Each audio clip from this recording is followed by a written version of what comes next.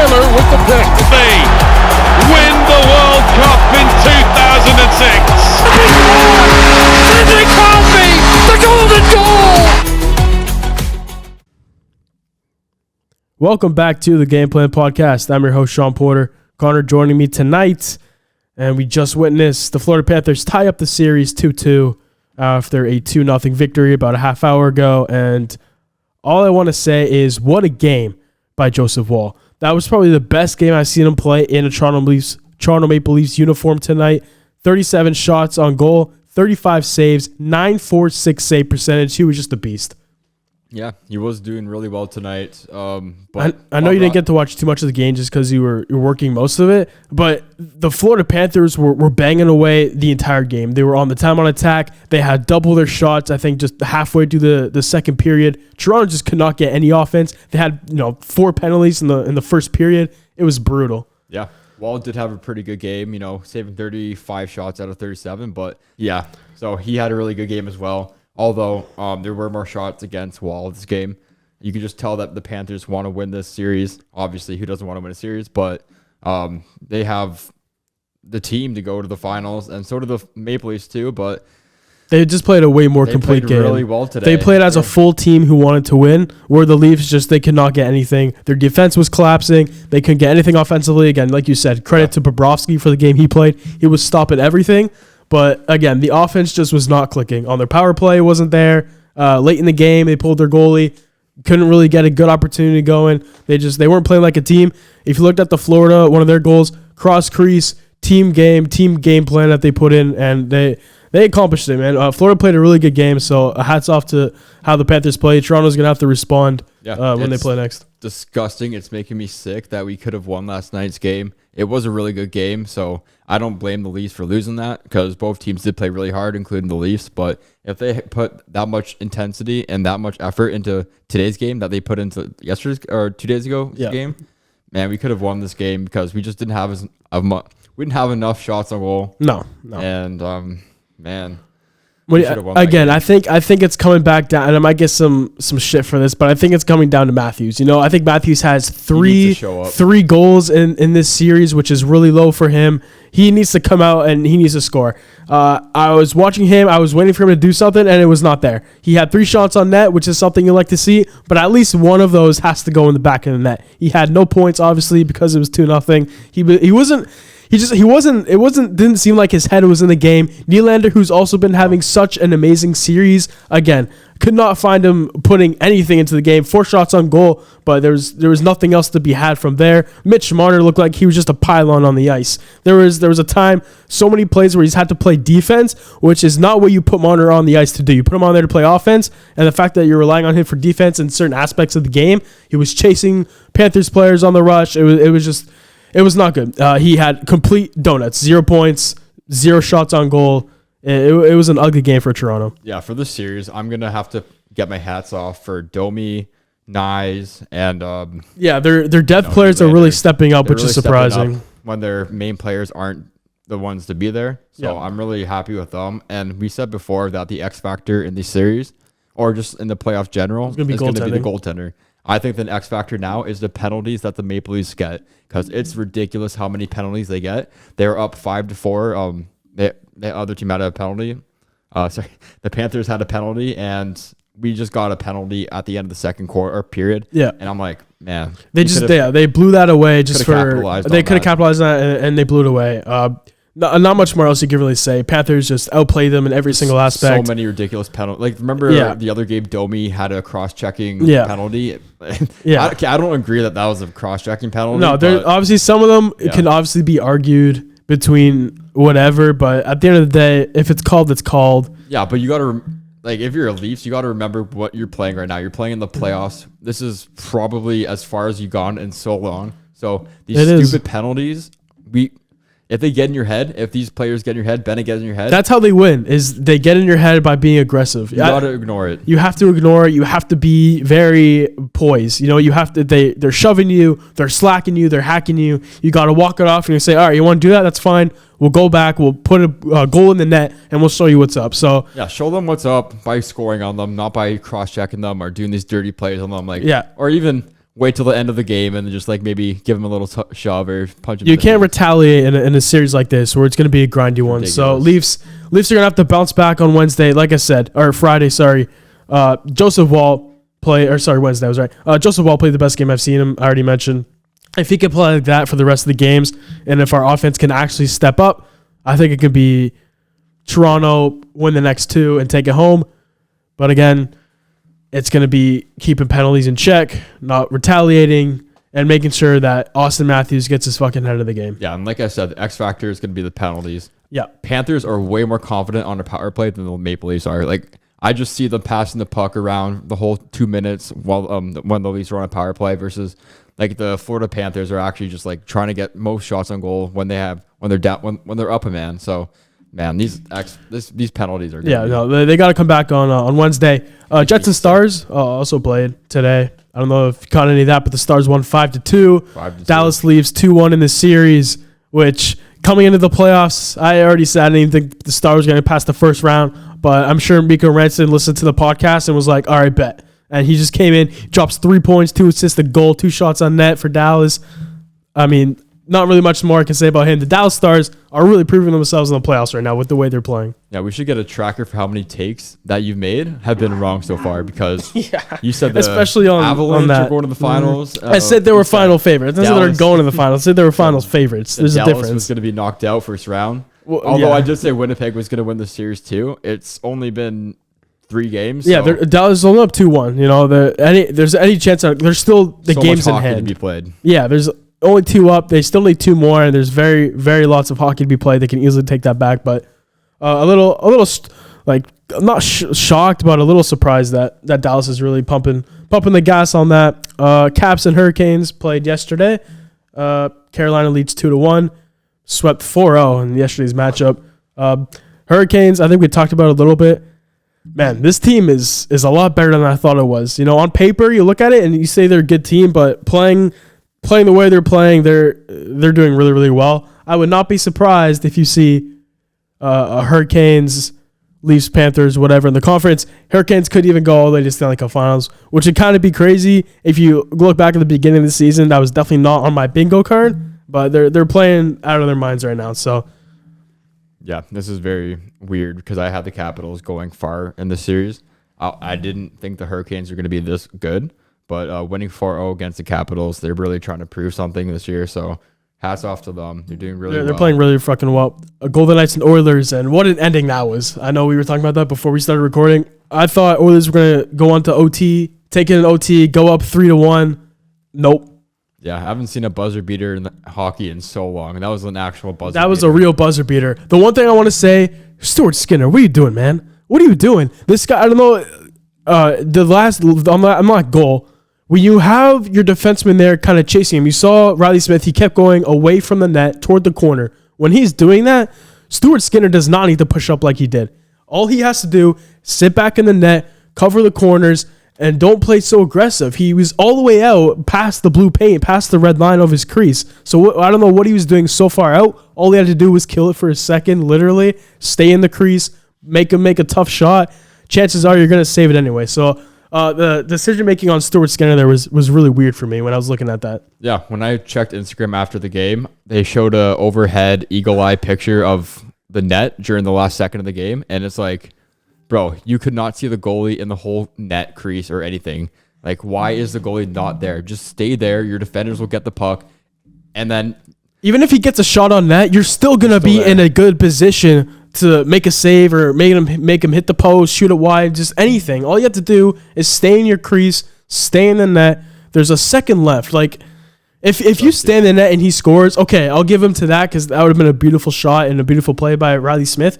But the fact that you just not gave him the goal, but you made his chances go from 20% to 95%. To be fair, the defender shouldn't have, had a stick in the net either, because it did deflect off the stick and going into the net. I think the puck would have gone in anyway. No. Yeah, I think it would. It was not going. I think it would have gone inside of the post. No, it wouldn't even hit the crease or the net or the post. Yeah. Either way, it wouldn't have. Even if his stick is there, there's no reason why the puck should even be anywhere close to the goal or the crossing the goal line. So that was. I hope McDavid gave freaking the goalie Skinner. Yeah, and I know Skinner was not even supposed to play. They just put him in, I think, a couple hours before the game. So it's going to be interesting to see if Edmonton puts him back in between the pipes for game number 4, or if they go back to Calvin Pickard, who was dealing with a bit of injury. That's why they put him in. But very questionable goaltending there and defending as a whole in that last couple seconds.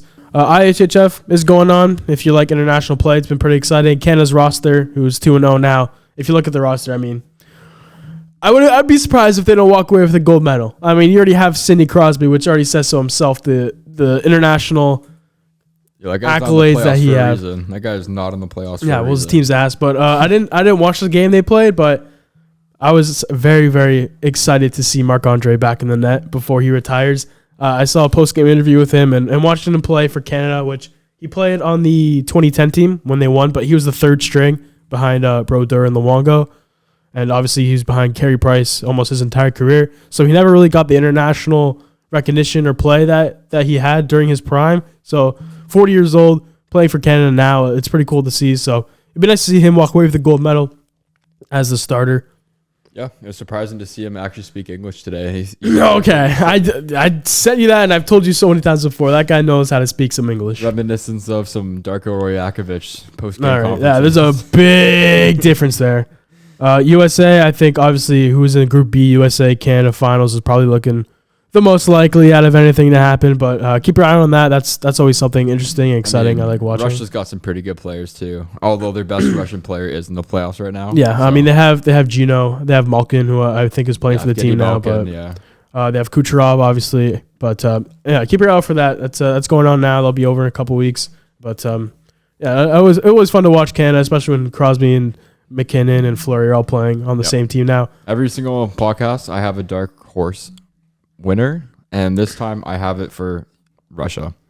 I could see Russia definitely. Although, I do think Canada's going to win, but if they don't, I think Russia might have a good chance. Let's say that. Yeah, no, Russia will definitely put up a fight for their money. USA plays Switzerland next, Sweden and Finland, and Canada plays France. So I think that will be an easy W there. And then last thing I want to get into for hockey was the quarter century team. Now, the thing about the quarter century team is when sports leagues release this stuff and when like the NBA 75th anniversary, when we looked at that, there's always going to be, why is this guy here? Why is this guy there? Sub this guy there. This guy should be in there. So you're never going to get a perfect thing when you're releasing a list like this, no matter what sport it is. But I wanted to go over briefly on just some of the players who I thought maybe shouldn't have been here. Maybe some players that definitely should have been here. Starting with the goaltenders, Patrick Roy. Patrick Roy is arguably the greatest goaltender of all time. Why he's on the 2000 to 2025, the quarter century team, I have no idea. Patrick Roy is a 90s goalie. And that's the thing with other players who made this list. If you look at his career, he did win a Stanley Cup in 2001 with the Avalanche, but he won 3 he won 1 in 86, 1 in 93, and 1 in 96. So that's 3 cups before the 2000s. So why he only played 3 seasons in the 2000s? So when you look at other goalies who didn't make it, that definitely could have been on here. Jonathan Quick, 2 Stanley Cups and a Conn Smythe in 2012. Yeah, and he didn't make the list. Yeah, but Patrick Roy is he's been great for so long, and he just went into the 2000s while winning a championship too. Yeah, but he only played 3 seasons. That's the thing, when you think of Patrick Roy, you think of a 90s, 80s goaltender. But he was never bad. He was never a bad. No, he was never bad, but again, you're talking about a specific time frame between where these players played and whether or not they should be on this list, depending on what time they played. Yeah, he played 3 seasons during that 2000s era, but again, Jonathan Quick is a 2-time Cup winner. He's a Conn Smythe winner, and he did that in the 2010s. So he did that a lot more recently. He spent his entire career in that kind of quarter century half. So when you talk about players who actually played their whole career during that and who have accomplished more in that time frame, I think Jonathan Quick definitely should have been over him in that factor. And I love Patrick Roy. Patrick Roy is probably my 3rd favorite goaltender of all time. I love him. But again, when you're talking about 25 years from the 2000s to now, I think Jonathan Quick should definitely be up on there. But you've got to ask the question, who had a better impact on their team? Although I do know Jonathan Quick was really good. He won 2 championships with the LA Kings. Mm-hmm. Patrick Waugh, he was the best player on his team, arguably. And arguably, that's why I said arguably. When you're talking about the most recent cup they won, Joe Sakic, I think. Yeah, that was in 2001. But when you look at the other cups, he was definitely the best player in Montreal. But that was in 1986. But do you think that you could argue Jonathan Quick was the best player on his team? Yeah, for sure. Yeah, debatable. I think that's why he won a Conn Smythe Trophy. For a goalie to win a Conn Smythe Trophy is tough. It's hard, and we know how stacked those Kings team were. Kopitar and Drew Doughty and them. When a goaltender wins the Conn Smythe over players like that, that shows you how good he is. And he won the cup 2 times in a 3-year span. But again, you were mentioning how good that those LA Kings teams were. So, it wasn't just they were good, exactly. That's like saying like Tatum and like Brown and Kristaps are on the Kings. Yeah, but it's like different hockey because for a goaltender to win the Conn Smythe, you have to play like lights out. Because it's always 95% of the time it's gonna go to like the captain or the top player of that team. So that's what I think. I mean, I've seen it. I'm not denying how this ring that he had, but Jonathan Quick doesn't deserve to be on this list. But Patrick Waugh, he's an all-time great, as you said, debatably number 1. So. Yeah. Again, I love Patrick Waugh, and if this was like a 95 to 25, then I could see you putting it on the list. But again, 2000, I think Jonathan Quick in that particular time frame had a better impact than Waugh did.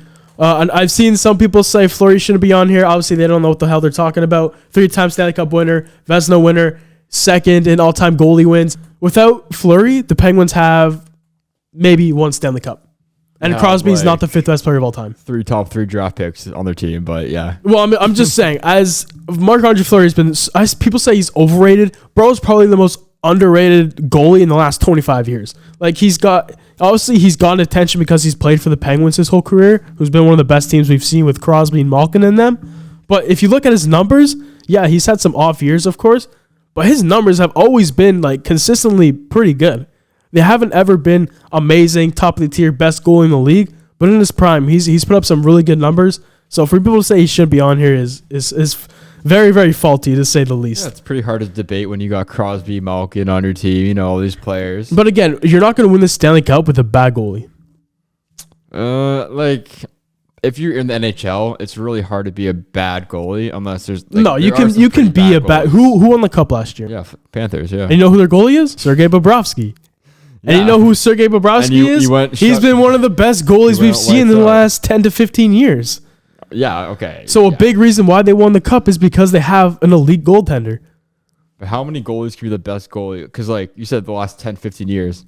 Jonathan Quick played the last 10, 15 years. Brodeur played. All these people played the last 10, 15 years. So, speaking of there's tiers to this. Speaking of Brodeur, why I'd put Brodeur on here instead of Patrick Waugh is because Brodeur played way more in that 25 years than Waugh did.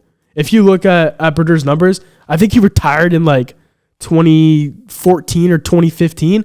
Waugh retired in 2004, I think it was. I'd still, when you're talking about goalies, I'd still qualify Brodeur as a 90s goalie because that's where he played the 90s. He won a chip in the 90s. He won a cup in 2000 and 2003. So he definitely have a case over Waugh because of that. But he's also just played, again, he retired in 2014-15 and he started playing in the 90s. So he played in that 25 years way more than Waugh did. So I would definitely have him on this list. Arguably the best goaltender of all time. And the fact what he did in that quarter century as he was getting older as well. 2 Stanley Cups in that era. There's no argument for why Brodeur's on that list. I'm just confused why Tuukka Rask isn't on here somewhere. Okay. If you look at the other goaltenders here, I'm sorry to say Tuukka Rask is not on the same level. Now, when we talk about underrated goalies, we got to talk about Tuukka Rask. Roberto Luongo and Henrik Lundqvist. Yeah. Now, these guys are one of the better goalies we've seen in the last 15 years. Both haven't ever won a Stanley I Cup. was gonna say, when's the last time Vancouver? So obviously Tuukka Rask has a Stanley Cup. Yeah. But again, when you look at both of these players made the finals, both of them lost. When you look at their career, they never had that like top talent to win. That Boston team was way better than the Canucks were. That Kings team with Jonathan Quick was way better than that New York team. So unfortunately, never go over that hump. But again, these are probably one of the two better goaltenders to have ever played to never win a Stanley Cup. I agree. Now let's stop talking about goalies and talk about the players. Obviously, I'm a little biased toward the goalies. So I love goalies. So. I mean, for the most part, Carey Price also was on here. No surprise there. We didn't mention him. Carey Price deserves it. But going for the players, not much to talk about because honestly, there's only a few players who I think are on here who should be here. Say it. Okay, now this is the thing. All right. Everyone loves Johnny Gaudreau. Yep. Everyone was very upset, heartbroken about the tragic. Idiot, whatever that asshole who decided to do what he did. Driver, yeah. And I have every respect for Johnny Gaudreau. I love Johnny Gaudreau. I think he should be respected through every single player who puts skates on their feet and steps out on the ice. I agree. But he was not one of the most impactful or successful players over the last 25 years. And I know a lot of people say that, and you want to kind of play the sentimental card, especially now where in the time this is being released. I don't think you could put his career on that kind of stature as some of these other people. I totally agree. If you look at other people that could have made it, Anze Kopitar, who's a two-time Stanley Cup champion. Yep. Duncan Keith, who was on that Blackhawks dynasty, 3-time Stanley Cup champion. Kucherov, who's 2-time Stanley Cup champion. He had 130-something points in the season. Yeah. But, let's be serious. Zetterberg, who, again, I think is a 2-time Stanley Cup champion. Yeah, exactly. Now, what are your thoughts on Zdeno Chara being on here? Okay. Let's just switch the topic quickly. I mean, going through defenseman, if you're going position by position, I'd have Duncan Keith over him because Duncan Keith, again, was on a dynasty with 3 Stanley Cups. So I'd put Duncan Keith over him. You don't have Chara as one of the best defenders in the past 25 years? He's definitely on there, but if you had to add someone, but you had to take away someone, I'm taking him away and I'm putting Duncan Keith on that list. Listen, there's not many times you see a 6'9" defender on skates. No, but you'd be scared if you saw him coming towards you. Okay, I'll give you someone else. Some pretty good teams. You know who's not on here? Victor Hedman. Okay, yeah. Probably one of the best defensemen in recent times, not all time. He should have been on here. He should have been here. Erik Karlsson. Karlsson should have been probably a top 5 defenseman of all time. One of the best offensive defensemen we've ever seen. Bobby Orr-esque on the ice. He is not on here. When you look at the defense, I think they were I don't know if they were going like, let's have this many defensemen, this many forwards, this many goalies. If they were doing that, I think that's really stupid. I get why, because I think forwards is obviously more dominant than any other position. But again, I really like, how is Hedman not there? How is Karlsson not there? How is Kucherov not there? It's like I said, I said at the start, when you put a list like this, you're never going to please everyone. You're never going to make everyone happy, and that's not their goal. It's to recognize the players, but I think there's players on here who should have been here that definitely are missing out. But we'll take a quick break. When we get back, NBA playoffs, Champions League, we'll wrap it up.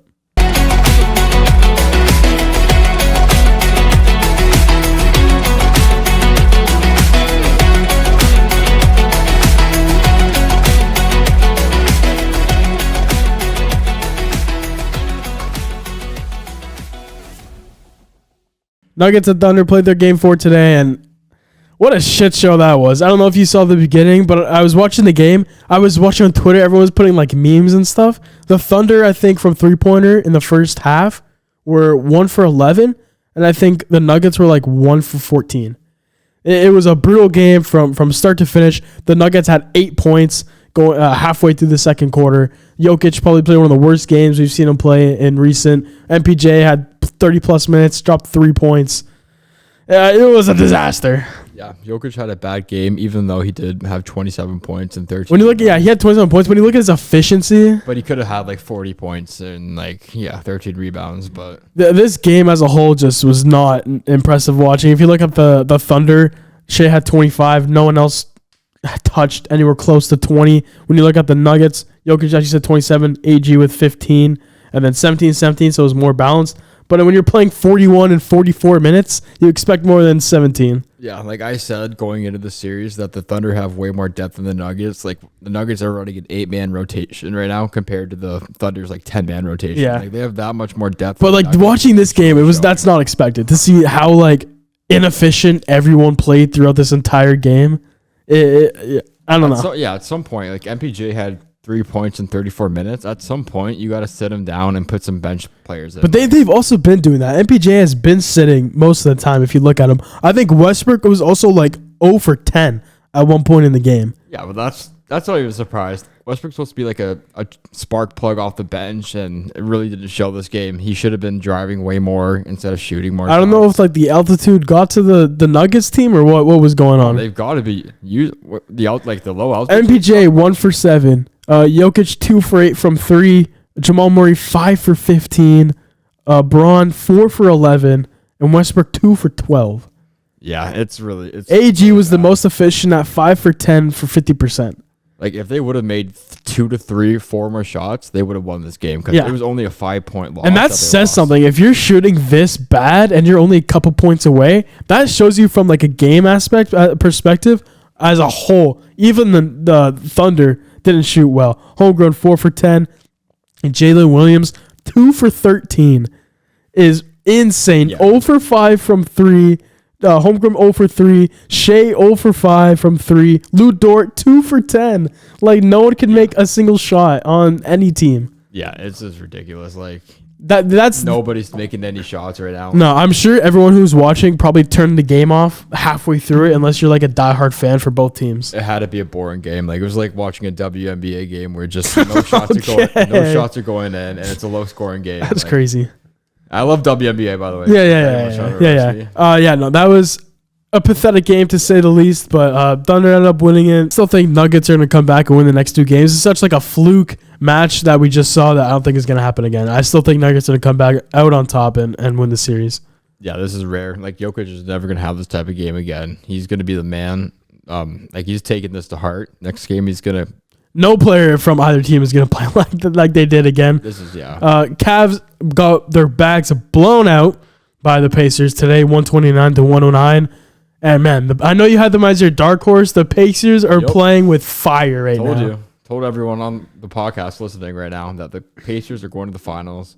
I don't know what a blowout to you means, but 20 points. 129-109. That's pretty much a blowout. I know all the Instagram pages were saying blowout this, because that's a blowout. It's a blowout. A blowout would be OKC versus the Grizzlies, where they lost by 50 points. That's not even that's not a basketball game. That's I don't even know. That's a blowout of a football game. That was really bad, but 20 points. That's just that could happen. But you're not gonna. I think when 20 points is at the blowout range, if you lose in that 12 point, it's still you're still able to come back ish if you made some shots.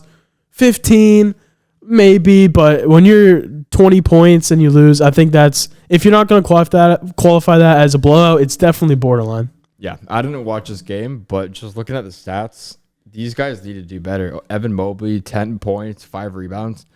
I don't understand why they're only playing 27 minutes for the series right now. I get that they do have some depth on the team. Maybe if you look at the rotation, they ran a 14-man rotation. Yeah. I'm sure some of that is because they threw in the white flag pretty early in the fourth quarter. Yeah, but again, Mitchell with 12 points in 20 minutes.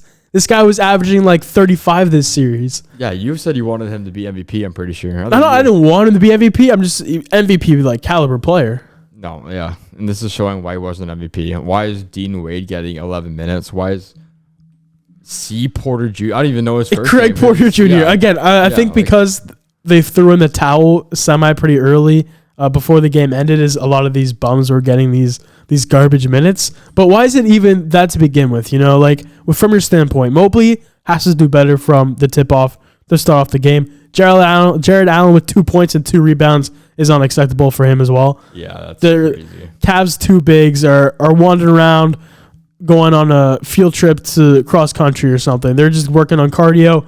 Mitchell, 12 points, has to do better than that. Yeah, so going into the series, I said the X factor is probably going to be the 2 centers that the Cavs have, Mobley and Jared Allen. But if they only have 10 points and 2 points, like 12 points combined, it's looking scary right now. And 7 rebounds. 7 rebounds and 12 points. From 2 7-foot centers. This is crazy. That's what one of them should be getting alone by themselves, if not more. Yeah, Miles Turner has more points than them combined, and he's only like 6'10". Like, Obi Toppin with 20 points. Yeah, Obi Toppin too. Like, this is crazy. I'm not even surprised because I did have them beating the Cavs, but man, they got to do something. They got to fix something. I'm pretty sure it's not JB Bickerstaff. It's the other guy. Kenny Atkinson, who they just hired. Yes.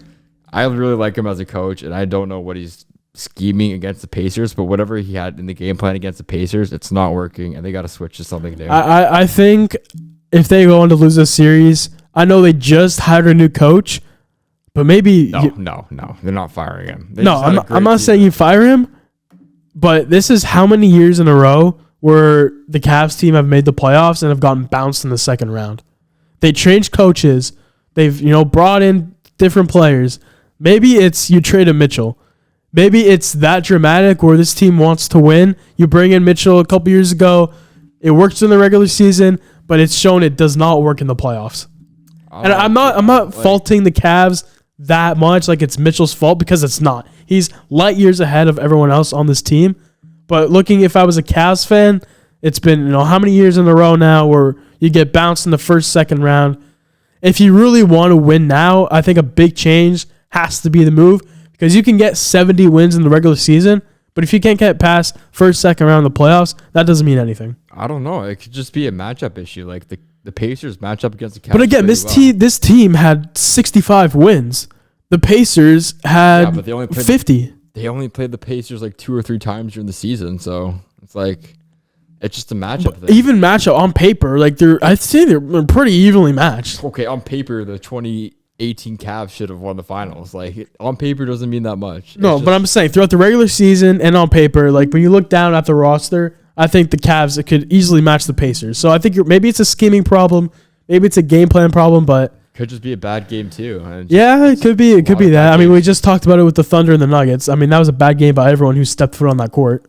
Yeah, and I don't think they should have benched the main players. They should have at least gave them a little bit more experience, maybe, because you never know what's going to happen in a basketball game. We've seen 30-point comebacks happen before, so should have just left them in and see what happened. And yeah, this is a terrible game from the Cavs, and this is not what we expect from a team that was second seed, I believe, second seed in the East. They were first seed in the East. First seed, yeah, right, because the Celtics were second. But yeah, this is not something you expect, especially when you're playing the Pacers.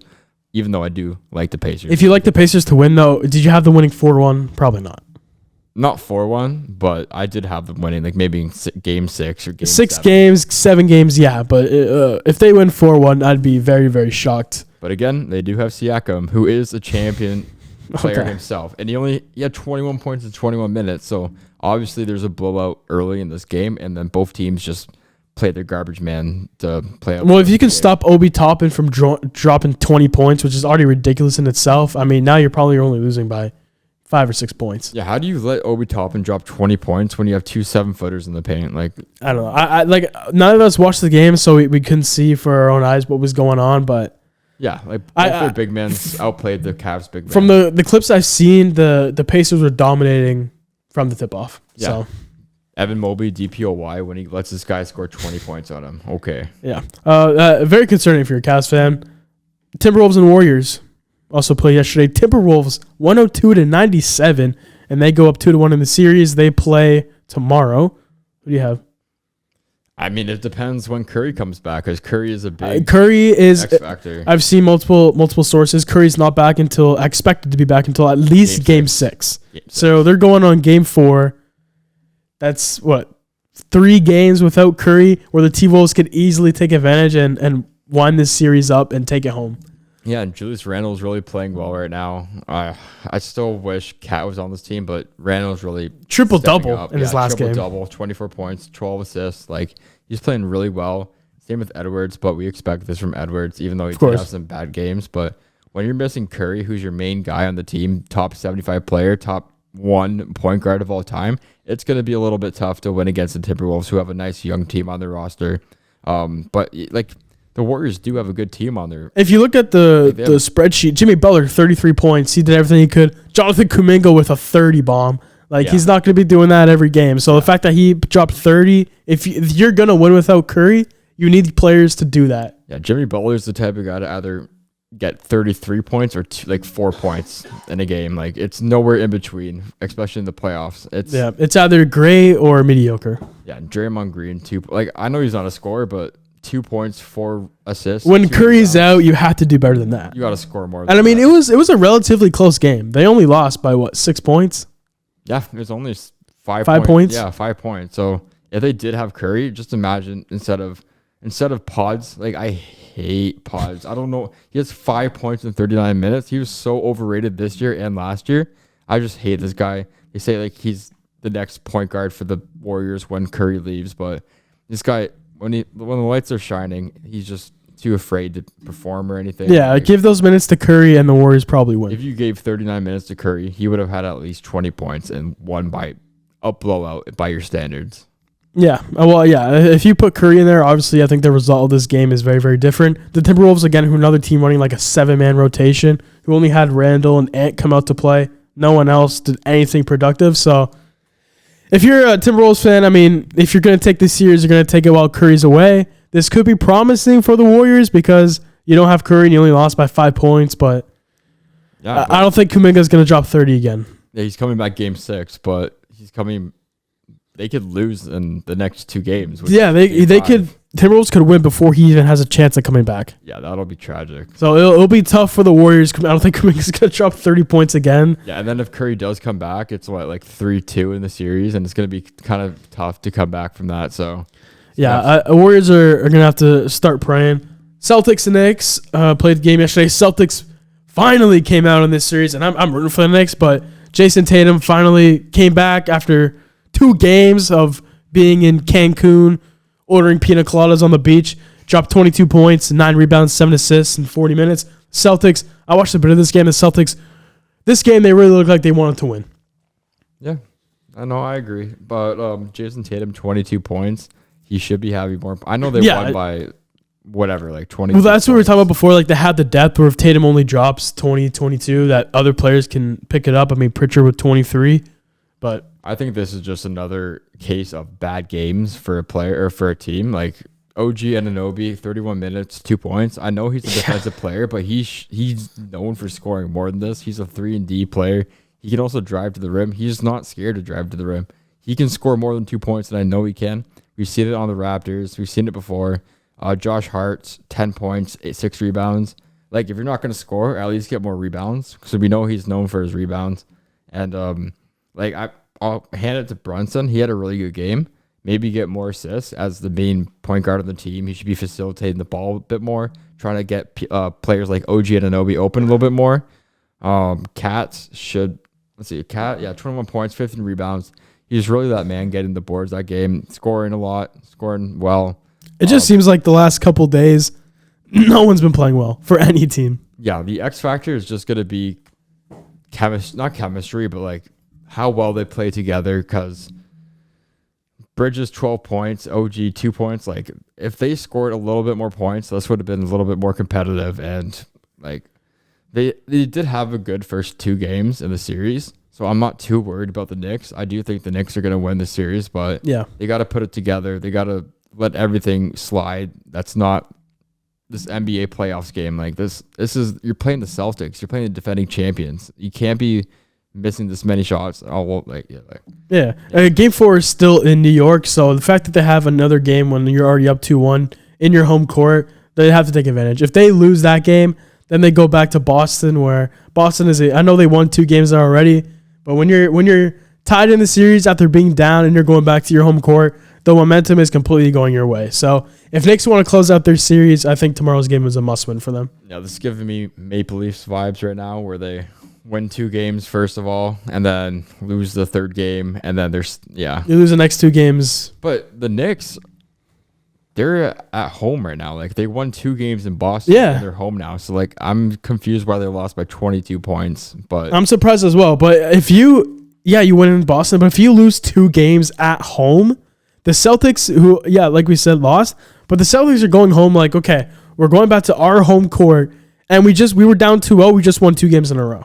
Yeah, this game definitely gave them a lot of confidence. Oh, man. I think tomorrow is going to be a must-win for the Knicks. It has to be a must-win because then they go back to Boston, like you said, and then it's going to be tougher for the Knicks. And especially with the thought in their head that they were up 2-0 and now it's tied, that's going to be a big mental block in their head. Yeah, and even if they win and then they lose the next game, they can still have another chance at closing it out. So even if you go to Boston and lose, you're still up 3-2. Then you're playing back in New York to have a chance to close that out in your home court. So I think tomorrow is going to be a must-win for New York if they want to battle for the conference finals. Oh, Champions League. Inter Milan is moving on to the finals versus PSG. Someone's happy. In an insane game. I don't know if you caught any of it, Inter versus Barcelona, but I think you had Barcelona winning when we were talking about predictions. I did have Barcelona winning. I thought Martinez would be out. But I thought he was going to be out too, but he came back, and I was surprised to see him when he was playing on the field. Yeah. Going into the game, I knew that the goalies were going to be the X factor. Oh, Sommer played so well. Sommer played the game of his life. He had so many game-saving saves. Yeah, and I think it's time for Szczesny to just hang up the boots. He's so old now. He did play on some pretty good teams, Arsenal, Juventus, and now he's on Barcelona, but he just has not been playing that well this series, and Sommer really... If you look at the stats, Barcelona, 22 shots to 13, possession 72% to 28, double the amount of passes, 86% to 65% pass accuracy. Inter had more fouls. I was watching the game, and I could tell Inter itself was being completely outplayed, but when it came to the goalkeeping, Sommer stepped up, and he saved him the series in the game. So...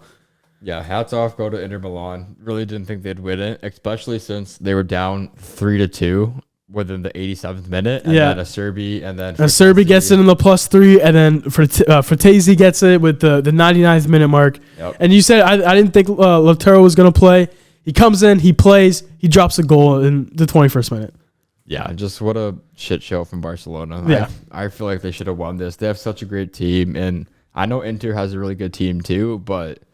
On paper, FC would give FC you Barcelona's the team. You definitely expect them to win. Yeah, like FC when you're looking down the Barcelona, rosters. like they beat Real Madrid 4 times this year, including the El Clasico win. I think it was either today or yesterday. Like they could beat Real Madrid, but they just can't beat Inter Milan, which is kind of confusing me. And then PSG beat Arsenal 2-1 on Wednesday as well.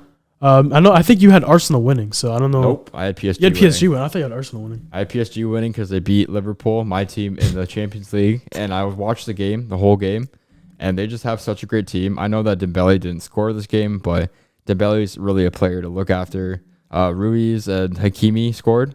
Hakimi is a fast player. He's known for running the wing, so he's such a I had PSG winning this game, but finals prediction. PSG and Inter Milan. PSG. I think it's a part of the script. So you think there's a script involved? Like somewhat, because Mbappe left the team. So you think they want the storyline of, hey, we can win without you? Hey, this guy was a problem. Although he is one of the greatest of, not all time, but like greatest in the league right now, we can win without him. And they have such a nice young squad, and they're putting it together this year. So it's really nice to see that. And at the odds, PSG has a 43% chance of winning, while Inter has 29%. So obviously they're very less favored. But Sommer, if he can keep up the heat and play like he just played, Lautaro, if he can do what he does, Fratesi, if these guys can step up and their goalkeeping is as what it is, I think Inter takes it. I think it's a close game. I think extra time could definitely play a factor, but I think Inter's going to take it. It's going to be an interesting game, close game. It's going to be a good game. Yeah, the goalies will be the X factor for sure. Yeah, no, it'll be a good Champions League final. Who's in net for PSG? Is it Donnarumma? I don't think it's Donnarumma anymore. Last game it was Donnarumma. Okay, it was Donnarumma. So I think again it'll be, and Donnarumma obviously playing against some of his Italy friends over here on the national team. So that'll be a good game. Yes, that'll be interesting. Thanks for joining us on the Gameplay Podcast. We'll see you in the next episode. Have a good night.